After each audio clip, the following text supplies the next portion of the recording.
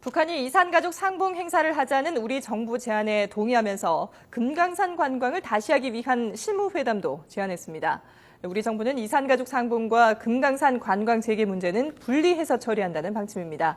통일부로 가보겠습니다. 이선아 기자. 네, 통일부입니다. 자, 북한이 지난 6월에 이어서 또 한 번 금강산 관광 재개 문제를 논의하자고 제안을 해왔습니다. 일단 우리 정부는 신중한 입장이죠? 그렇습니다. 정부는 북한이 어제 금강산에서 만나서 관광 재개를 논의하자고 실무회담을 제안한 데 대해서 아직 답을 내놓지 않고 있습니다. 통일부 당국자는 이산가족 상봉과 금강산 관광 재개 문제는 분리해서 처리한다는 게 원칙이라면서 정부는 금강산 관광 재개에 대해서 긍정도 부정도 아닌 신중한 입장이라고 표현하는 게 정확한 표현이라고 밝혔습니다. 그러면서 금강산 관광은 우리 관광객 피격 사건 때문에 중단된 만큼 북한으로부터 확실한 재발 방지 약속을 받아내는 게 먼저라는 입장을 거듭 강조했습니다. 하지만 이번에는 개성공단 실무회담이 타결됐고 또 북한이 신변안전 보장 등을 협의할 수 있다고 밝힌 만큼 정부는 즉각 거부하지 않고 일단 검토하겠다면서 신중한 입장을 내놨습니다.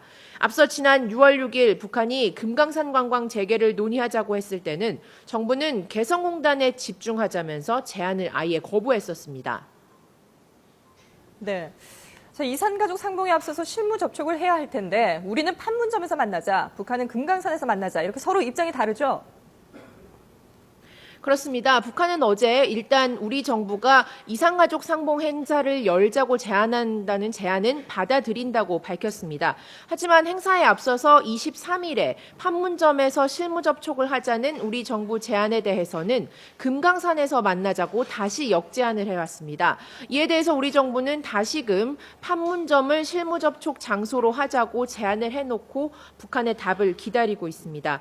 북한이 이렇게 금강산에서 만나자고 고집하는 건 이번 기회에 금강산 관광도 다시 시작하기 위한 걸로 보입니다.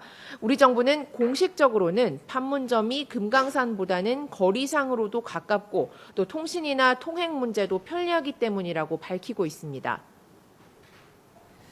네, 이보다 앞서 합의된 개성공단 재가동 문제는 순조롭게 진행되고 있습니까? 네, 재가동을 위한 공단 설비 점검과 남북 공동위원회 구성 문제가 함께 병행되고 있습니다. 일단 지난 주말에 이어서 오늘도 우리 측 개성공단 관계자들이 방북했습니다. 30여 명이 오전에 개성공단에 들어가서 전기와 통신 등 설비를 점검하고 있습니다. 개성공단 관련 합의 사항을 이행하고 또 공단을 함께 꾸려나갈 남북 공동위원회 구성도 이르면 2주 초부터 협의에 들어갑니다.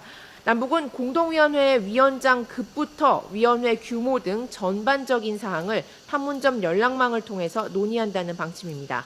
지금까지 통일부에서 YTN 이선아입니다.